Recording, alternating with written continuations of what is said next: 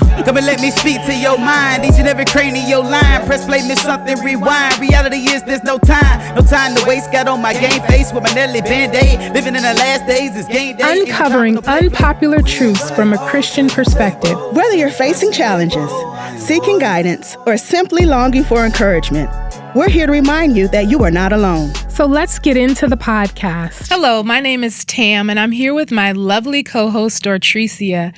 Welcome to another powerful episode of IAmVoice podcast. Today, we have an incredibly resilient guest joining us, Dallas Kohen. She's here to share her journey of overcoming abuse within the church. Welcome to the show, Dallas. Welcome. We're so excited to have you. I'm so glad to be here. Dallas, your story is both powerful and inspiring. Could you start by sharing your personal experience of enduring abuse within your marriage to a pastor and how it affected your mental and physical well-being? Absolutely. So I do want to put it in proper context. When we say the word pastor, we're thinking about a traditional person in a building, a four-wall building church. That wasn't exactly our situation. He was an ordained prophet. He would travel from time to time to preach, but the majority of his ministry work, and I put that in air quotes, was online, was on Facebook and different things like that. So I just went in true integrity. But the headline is, I was married to a man for 10 years who wanted me dead. And that doesn't make a lot of sense for someone like myself. I had two parents that loved God. They loved each other, were married for a lifetime, and were a good example. My father was my mother's caretaker. So I saw what self-sacrificial love looked like. And those are the statistics that we're told you're not supposed to marry an abuser if you have two godly parents that are married, right? That's supposed to be the formula for success. At the same time, I was molested from age 8 to 16. So that affects how you see yourself, how you relate to God in a household of faith, and how I related to men. So fast forward, when I met the man that I married, there were red flags, there were concerns. As a praying woman, I believed that God's answer was yes. And because of that, I believed that whatever would come, we'd overcome it. We'd outlast it. God would swoop in and save the day. And God did, just not in the way I was expecting. People tell me sometimes about a honeymoon phase where things are going, they look a certain way and then there's a change. That wasn't the case for me, for us. Trouble came right away and never quite left. It was a cycle of what I call coping and crisis. So this is where you never get to happy. You never get to good. You are surviving. You're walking on eggshells. You are desperately looking for the solution that's going to fix this. And you're doing this coping dance until there's a crisis that just kind of tumbles everything all over the floor. And then you're putting pieces back together again. And we did that for a little over 9 years, close to 10 years. So end of 2019, beginning of 2020, everything comes to a head. We're in the biggest crisis we've ever experienced. He was a serial adulterer for the whole time, but this time he actually left for another woman, and I found out him and that woman were plotting my murder. Wow. Yeah, and had been for months by the time I found out about it. So to encapsulate, that's kind of the story in a nutshell. By the grace of God, the sovereign hand of God, I am here. My children and I are safe. I have the privilege of raising my children, which not everyone has in a situation like mine. And so I'm very, very thankful to God for his hand in my story and his continual hand in our story. Right. Well, I want to delve a little bit deeper because you kind of hit the surface of your story. I mean, the last part was huge, but I want you to give some examples of, you said from the beginning there was red flags. I want you to give us some red flags because honestly, we understand that you experienced trauma as a child, so the way you saw things maybe didn't look like a red flag. So I want you to give us some red flags. I also want you to give us a couple of different situations of abuse that occurred in that marriage, because he was a prophet. He was looked at as this man of God, right? So I want you to give maybe some examples of that, and maybe how, like, maybe he would literally maybe got off the sermon preaching, and then here you are experiencing this abuse. So can you share a little bit of that with us?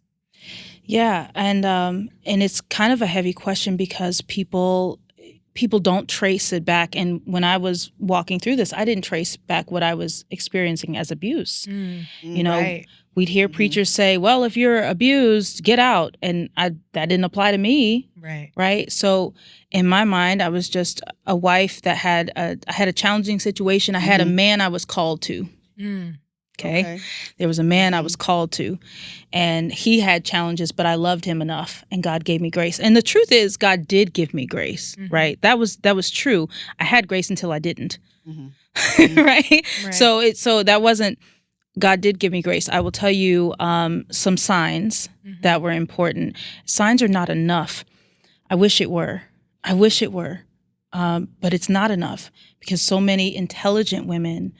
I'm college educated, I'm a businesswoman, I had a good community. There was no reasons for me to miss signs, right? But I would say signs are things like he didn't have good employment history. Now, these are signs altogether, guys, altogether. So anything by itself is something by itself, right? Yes. So not a good employment history. He had mental illness issues. It's a big, giant sign. Things just not being able to be responsible. Those were signs. Even all the way through, I didn't know adultery was coming. I didn't know adultery was coming. Someone did try to warn me, but it was like speaking French. I didn't get that. But it was 15 days after the wedding when I saw the first sign of adultery. So when I say trouble came right away, trouble came right away. So you ask for signs and then for examples. So often in domestic violence, we think about physical abuse, think about black eyes. Sometimes we think about verbal abuse. And while those were dynamics in my home, that wasn't the major dynamic. The major dynamic was straight up demonic, if I can be for real with you, but also just this dynamic of power and control. And when we think about things like emotional abuse or spiritual abuse, no one talks about spiritual abuse. It is just as valid as any other method of power and control over another person. Something that initially attracted me to my now ex-husband was that he looked like he had a lot of discipline.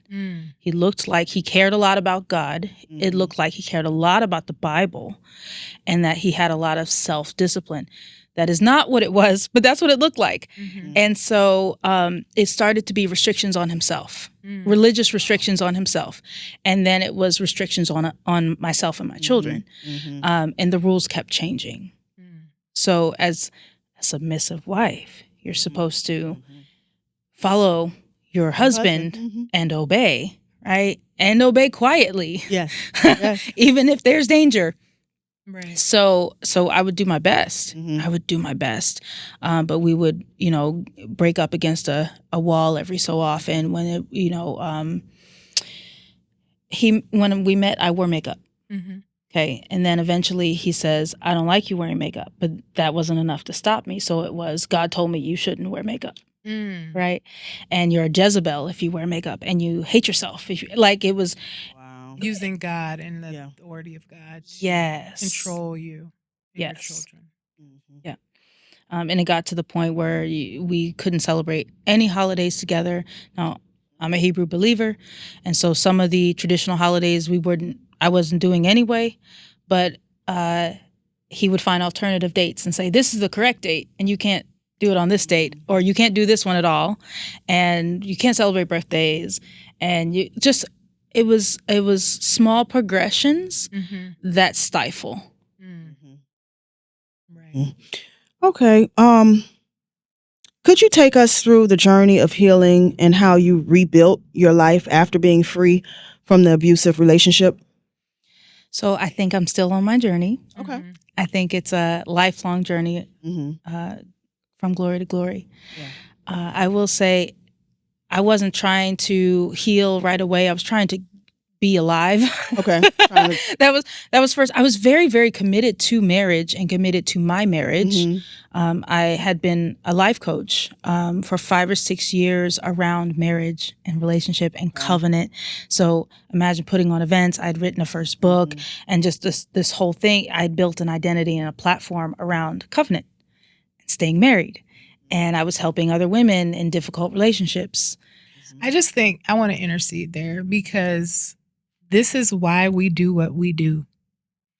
You were teaching women how to be in relationships that were healthy when you were in an abusive, toxic relationship. You weren't able to be free in your own marriage. And that is why we do what we do, because we want people to get to a place of freedom, because what you were doing was we can do that. We can serve. We can help everybody else get better. But what if God wants us to get better? Because that freedom is going to be so much more life-changing, not only for us, but for others, when we can actually live the testimony we're giving.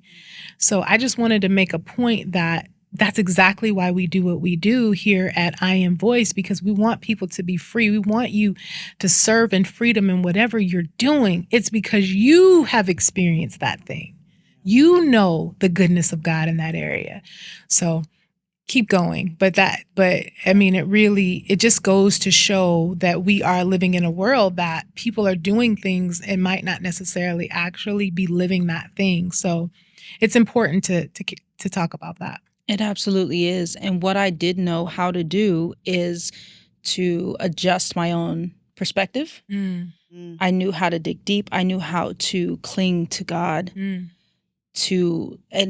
people didn't know the depths of what I was dealing with. Right.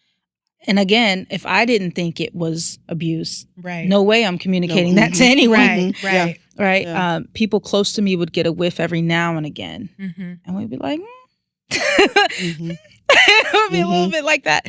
But aside from that, so we're talking about healing journey.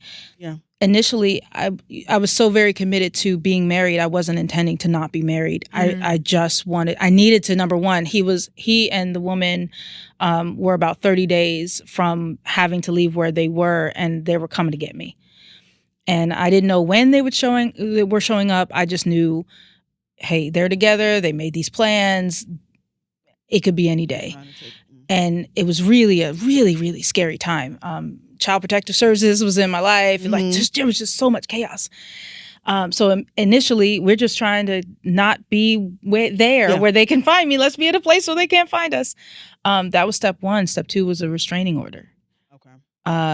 And once kind of the big boulders were out of the way and things had quieted, it was really important to rest. It was really important to not all the extra responsibilities. High achieving women have a lot of responsibilities. So all the extra stuff had to go. I was mad at God, so I'm like, I quit. I quit you, God. No. I didn't quit God, but I was like, I quit ministry. Right. Like, clearly I'm not good at this thing, this marriage. You told me to marry this man. And I, for real, like it was real. And so there was a lot trauma of lenses are interesting. Oh, they're interesting things. Oh yes.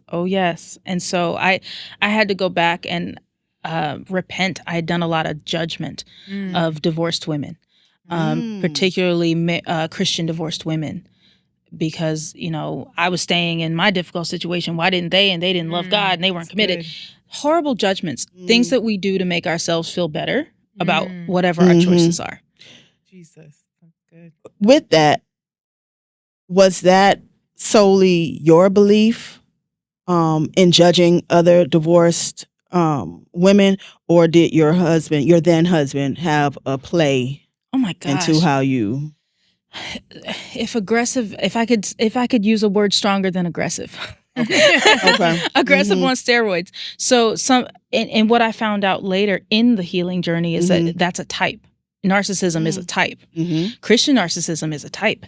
And I was going to say narcissist, but I didn't want to throw that word out there. So I know, I'm glad 'cause you that- said it. it came from the That's what therapist. it sounds like it to did. me. It And I did. promise, the first time I heard the therapist say that, I rolled my eyes. I was like, that's what they tell women who want a divorce. Because I was so judgmental. And I had decided that, divorce was for the weak or the non-committed, and I was the soldier. Really, that's martyrdom and its pride and its ego. Like, if we being for real. Yeah. But I was all wrapped up in it. So healing meant, in part, going to those people and saying, you know what, I'm so sorry I judged you. And I was wrong. And I remember people who I didn't think I said it, but in my my heart I was judging. Your heart said it. And she's like, yeah, I know. I was like, what'd you know?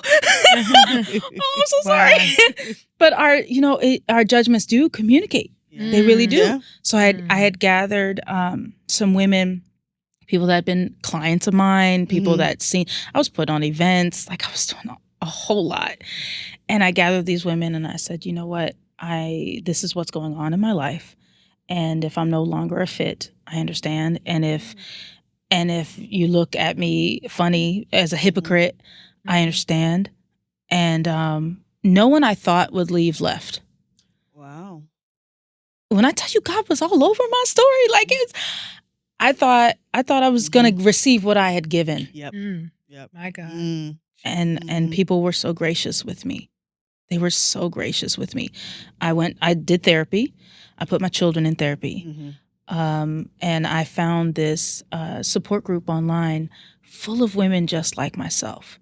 And when I say that, I mean women who love God with all their everything, women who are extremely committed to their marriages and to the men that they married, and so much so that they didn't know if God is okay with them being free, or if that's an okay thing to think about, if that's an okay thing to want, and am I sinning, that kind of thing. And I was so surprised that there were so many. There is. The same way. Yeah. There is. Yeah. I mean, it's because religion, it's really religion, and it's us not wanting to be bad, especially those who have experienced childhood trauma. So it's like, I don't want to be bad. I want to do what God said. I should be strong enough to do this. Why can't I do this, God? Why can't I make this work? And really, God's like, baby girl, because ain't nobody told you to do that. Like, but I know women who have stayed, are in these types of relationships because they feel God has called them to be the one to save this man or woman, or, it's like, well, I did it. I married them. So it's like they've judged their judgment on themselves. They're so hard on themselves, they can't release it because they feel guilty. Or over spiritualizing, Right. Yes. I was fasting and praying. I was doing all the things I knew to do, all the things I told other people to do. I was living it. There was no hypocrisy there. I came from the understanding mental illness is just possession. That's just demonic. Yeah. And if I just keep praying, You just God will prayed deliver enough. him. And that's not wholly untrue. That's partially true, but there's other things, and somebody's will. Right. We Can't think force we can. someone's will. Yeah. When did you, I'm going to jump into another question, but before we do that, when did you finally, what situation or what kind of finally led you to be like, okay, I got to get out of this. Yeah. So This isn't God. I got to get out of this. I believe God just held my hand the entire walk. Like I said, I was in that situation where he had left. He lied to me about why he left, and I was like, "But you're not going to terrorize me today, all right?" You wanted a break. Yeah, and so I got a call the next day from this third party that was giving me death threats. It's a long story, so I wrote a book. But I had gotten this phone call, and she's like, "Don't hang up. I just need you to know, like, they're trying to get you, and I don't know when they're coming, but they've got this plan." And so I was really, really afraid. And I had a pastor, an apostle, come and pray. I was like, "Just please, pray for me, my kids. We can't get through the night." And she prayed with us, and she just dropped a little seed. She didn't tell me what to do. She didn't tell me interpret the situation for me. She just said, "Oh, maybe you just won't live here anymore." And that was it. That was it. And then she left, and that seed stayed. You know what? Maybe we won't live here anymore. So number one, I was just trying to be safe. And throughout the whole process of, and there was professionals in my life, CPSs here and therapists and people. And they're saying, "Listen, this is dangerous. This is more than just, spiritual struggle. Like you're in danger. You need to be safe. And how long are you going to be in this?" I didn't want to be divorced. I didn't want to sin against God. I didn't want to sin against God. And I would pray, and I was interceding. I had, you oil all your house. I had warfare prayer going on all the time. And I remember praying, like, "God, end the adultery." And I had fervor, and I was praying hard, end the adultery. And I started to pray, "Bring him home." And it got stuck right here. I could not say it. I could not pray it. And so I didn't, because I couldn't. And I just said, "God, I don't know what it's going to take to end this situation, but I'm just asking that it be over." That's what I was asking. I wanted the pain to stop. I wanted the chaos to stop. I wanted this whirlwind that I was in to stop. I didn't know that meant I needed to leave the marriage, but that's what it took. That's what it took. And COVID happened right after that. So the whole world slowed down. Shut down. Wow. And that gave me the time I needed to be okay with filing papers. So you shared that your experiences are deeply rooted in your childhood trauma. Can you elaborate a little bit more how the childhood trauma of molestation from 8 to 16 shaped your perception of love and relationships? So just give a little bit more detail about that. So the way I share that is it affected how I saw myself. Those are identity forming years. How I saw myself, how I related to God, and how I related to men. So it was a household member that molested me. My parents had lots of foster children in the house. My mom had a love for the overlooked. And so we had lots of foster kids, but they all came from wherever they came from and what they brought to the house with them. And a year into the abuse, I told my parents, and they prayed with me, and they prayed with him, and they swept it under the rug. And so he was a foster kid then. My parents eventually adopted him. So what that taught me, and of course, when you're 9 or 10, you don't process like an adult. So I didn't understand all that then. But looking back, it showed me, number one, my needs are not important enough to make big moves. I didn't get any therapy. I didn't get any help or attention to the situation. It was just like, we're going to pray. We prayed and that's it. So what does that teach me? When stuff happens, you just pray and that's it. And you don't evoke or evict an abuser. You make covenant with them. Yes. Yeah. It wasn't until way later that I traced all that back. Wow.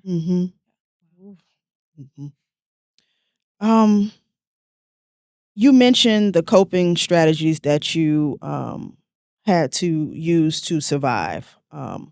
Could you provide insight into these strategies and how they helped you navigate the crisis? Well, we tell ourselves a whole lot of things. Our brains are really powerful. And you have to, in order to make it through the day, you have to believe a certain set of beliefs. And so a lot of things I could not see or chose not to see. Okay. Or I didn't realize it was as bad as it was. I think I'll say that. So I thought I had a handle on it because, I've been married almost 10 years. I know this man. I know his cycles. I know his triggers. And I did. But that don't mean I was in any control. Right. You're not in control of anything. And I didn't realize how deep it had gone in some of the stuff that he was doing and saying. But I had to go to work every day. And so for a very long time, and he didn't work, so for a very long time, I would get up, I'd go to work, I'd come home, we would argue so terribly he'd leave the house. I would cry myself to sleep, get up in the morning, did the same thing over and over again. I was very, very hopeless because I didn't believe in divorce. You know, that wasn't for me. So what else is there? I was suicidal. You took the words I was just about to ask. Did it ever get okay? And suicide wasn't new to me, right? So it's a spirit, and so suicide came around a long way back in the teen years, and just kind of came around like an unwelcome friend, like hey girl, hey, me again. Yeah, I didn't have any hope. I didn't have any hope. If he would not change, God's all powerful, but if he would not change and I could not leave, what else was there? You felt trapped. Yeah. Let me ask you this. My mind just went blank. I had a question. Okay. Did you feel like part of your coping mechanism was this whole, I don't want to say persona because I don't think it was a persona. I think you genuinely wanted to help these women. But do you feel like that was part of your coping, is to delve yourself into helping other people? Oh, workaholism was a big coping mechanism, very much so. I would go to work early and stay late. And I had a 9-to-5 job in addition to, the coaching stuff. And I'd put on events and do a bunch of stuff. And there was good out of those things. But working a lot was definitely. Yeah. The dynamics of different types of abuse within the church. So we're going to shift a little bit.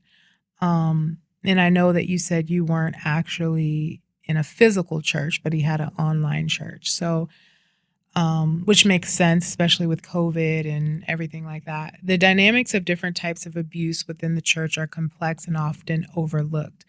Could you delve a little bit deeper into the challenges of addressing and preventing abuse within the church? So addressing and preventing. Right. So I grew up in Black church. So there's preaching about relationships. What happens in the church stays in the church. What happens in the home. It starts there, right? What happens in the home. So we hear preaching about relationship and marriage is under attack and we got to stay married. And I think that there is unilaterally this idolatry around marriage. And good. The idea that if only people did it right, everything would work out. And I believed it. I believed it, hook, line, and sinker. If only people would do it right, if only people would stay married, if only men would stay in the home, everything would work out. That's not true. It's not true, and it's a false hope that we put in. And that, if we just stay in the system of marriage, the system of covenant, God's going to bless this system. There's another way to think of it. There's another way to understand it, that maybe God loves people more than institutions. And maybe he is after the wholeness of people as opposed to keeping an institution alive. Yes. So if I could say anything to church leadership, I would say that. And instead of having this caveat, stay married, stay married, stay married, unless there's abuse, then get out. But stay married, stay married, stay married. There's that caveat. Women in abuse, number one, don't even understand that they don't know what abuse is. Yes. They don't know they're experiencing abuse. Yes. So take a pause and talk about what this power and control dynamic looks like in a household. And then what steps to take. Now, get out is not everybody's first step. It's nobody's first step. No. Right? Like I said, God himself did it for me. I was not leaving. God had to make him leave and had to make it so dangerous.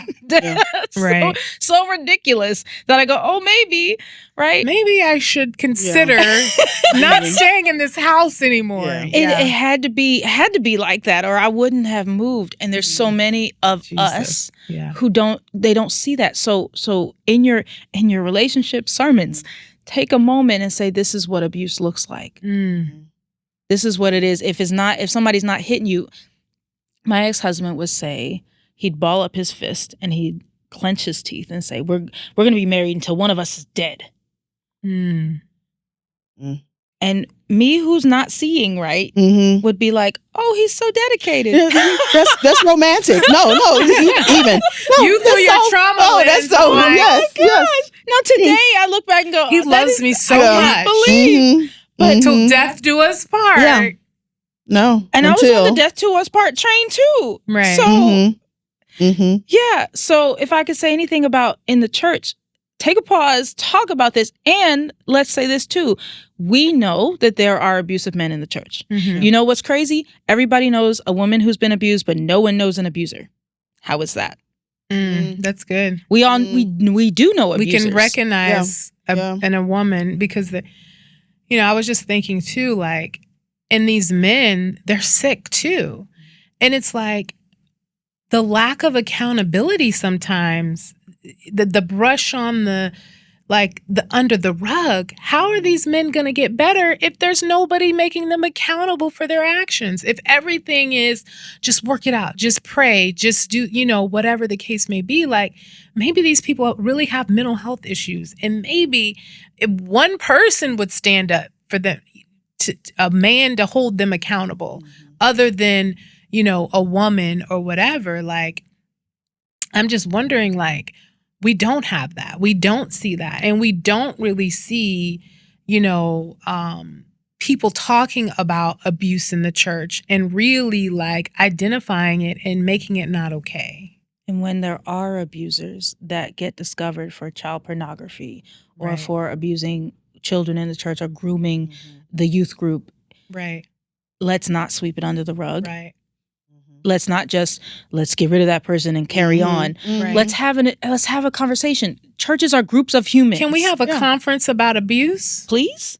Can we have a conference about some real life stuff going on that's going to help people put some practical things in place to help people? Because he was molesting all these kids. We just going to keep it going and not address this as a community. If there were, God forbid, a gunman that came and did some horrible things, what would everybody do? Everyone would stop. There would be grief counselors. There would be, let's deal with the trauma we experience as a community. Why doesn't that happen when there's an abuse scandal? We call it a scandal. We call it an attack on the man of God. And don't touch my anointed. Yeah. Okay. Okay. Right. Yeah. Yeah. Ooh. Okay, so you shared that you experienced domestic violence in your relationship with your then pastor husband. You understand that domestic abuse is a painful reality, even within religious communities. Could you discuss the importance of recognizing and addressing domestic abuse? And we just basically talked about that, yeah. But did anyone recognize your abuse? It's a good question. So, it's like yes and no. So I think I had a few people close to me that recognized what was happening wasn't great. They knew my dedication was fierce, and I would not be convinced. Had someone came to me and said, "Hey, this is abuse you're dealing with. You should leave," I wouldn't. And as a matter of fact, let's talk about that. Yeah, let's talk about that a little bit. Because so throughout the years, people would say those things to me. Oh, they wouldn't say the word abuse, but they would say, "Hey, you should leave. Hey, what? You should leave." I would put a situation up on social media, and social media got no chill, y'all. So they were like, "This is a mess. You should leave." And something would rise up in me like, "I'm standing for my covenant, and how dare you attack my marriage? And God said this, and God." So it would be the opposite effect. It would be the opposite effect. I would never be convinced. God had to do everything He did for this to be what it snatch you out of, for this to be what it was. So for those who care about people who are going through this, don't tell them what they're dealing with. Don't tell them what to do. Be present. Be present and be listening. So the people that I could turn to in crisis, when I realized, oh my gosh, I'm in a crisis, were the people who were just quietly present. They were there. No, there was no pressure. There was no explanations, no sermons. They weren't sliding me books. They were just there. Yeah. They were there. I love that because a lot of times, and we don't know, we just want to help you, right? Yeah. We see it and we just want you to see it for yourself. But I love how you said the one lady came in and she just planted a seed. And sometimes it's just the seeds that they need. And like you said, just being there, just being present. And when you were ready, when God had put you in a position, those people were there. I love that. So your advocacy is making a huge, significant impact. How do you believe society, religious institutions, and individuals can better support and advocate for victims of abuse, both within and outside the church? I think you gave a little bit, but you can elaborate a little bit more. Yeah. So the beautiful thing is society has a lot of resources. There really are resources, legal resources. So like I said, CPS was involved. Yeah, it was a mess. So CPS was involved. And so when I found out about the murder plot, they were involved before that. When I found out about the murder plot, tell us what, I'm sorry to interrupt, but what is CPS for people who may not know? Child Protective Services. Okay. So I had mentioned there was some mental illness situations with my ex-husband. So it was a mess, y'all. It was, he had called the police and said I was dead. And this was like the second time.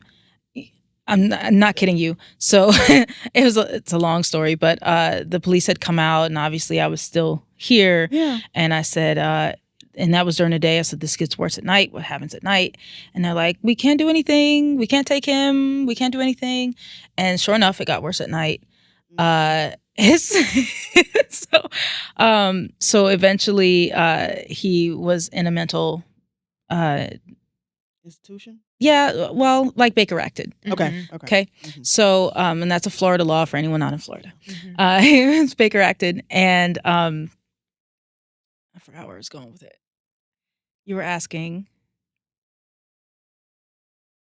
She wanted to know a little bit more about the murder plot. Well, I was asking CPS. The individual, what I was asking is, what was the question? We got lost. It was, how can somebody support?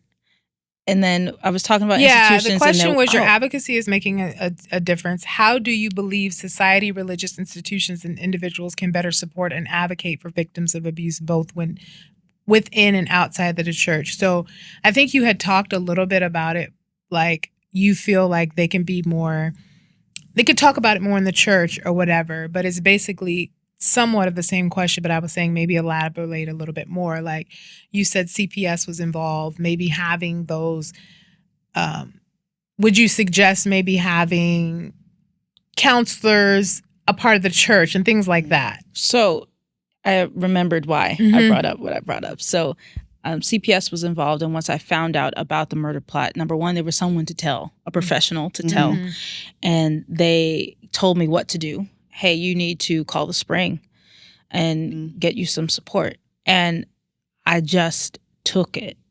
So, and I will say to any person in crisis, when God puts a step in front of you, just take the one step. You don't have to figure out whatever else is next. I didn't know what was going to be next. I just knew, here's a card, call this lady. And that's what I did. And when I show up there, they say, here's our resources available to you. He's not going to change. I was like, but he might. And I don't believe in divorce. Like I was still. You still were. Right. I was still there. But the point is, they had a lawyer that helped me get a restraining order and eventually helped me get a divorce, a free lawyer. So there are resources. There are fabulous resources in the community. If someone wants them. Right. They are available. And for anyone who wants to support their friend, their loved one, just be present, be listening, and say, whatever you want to do, I'll support you in whatever you want to do. That is true. and stay. That's got to be your line, because if you tip the scales, oh, they're against me, I can't trust them anymore. Mm-hmm. You know, if you're too much, hey, you got to leave, you're gonna they're not ready till they're ready. Right. Yeah. I wasn't ready until I was ready. Right.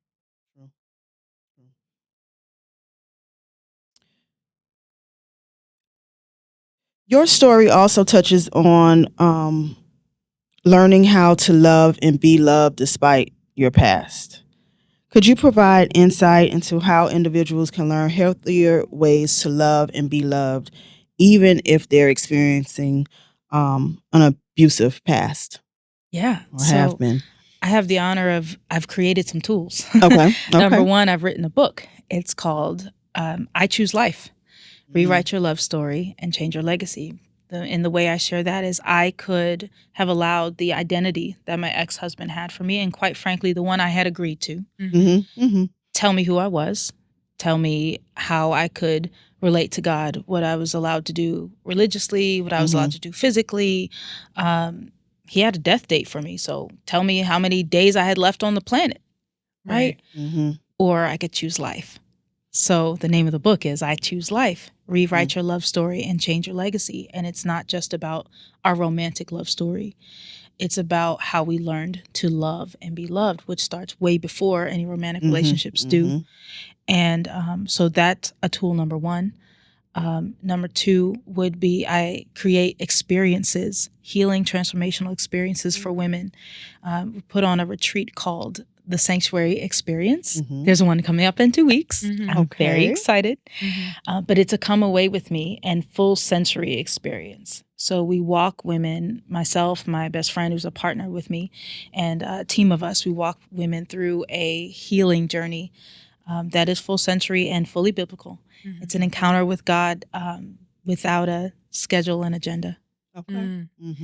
It's pretty powerful. And we build community for that healing journey. It is a journey, and it's not an overnight thing. And the journey is, I want to be whole. It's not, I want a new man, right? Or I want a new this or a new that. Because the outside things are just reflections of what's going on inside.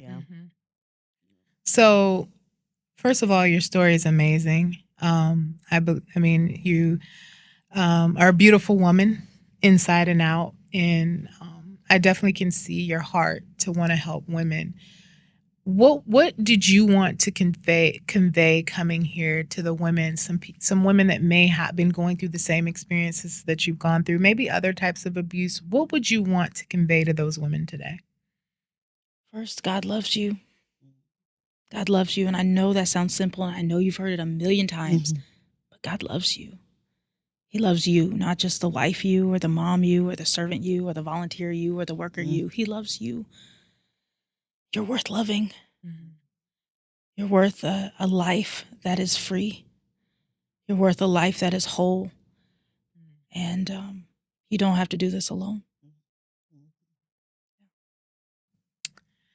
Well, your journey, like I said, it's an inspiration to us all. Thank you for joining us today and using your voice to share with us your powerful story. So I want you to share with us. You shared a little bit, but I really want you to share now. Focus on sharing about the things that you have going on, your book, how people can connect with you, your event coming up in 2 weeks. Like, be a little bit more specific so we can make sure we get that information out. Absolutely. So this is the book.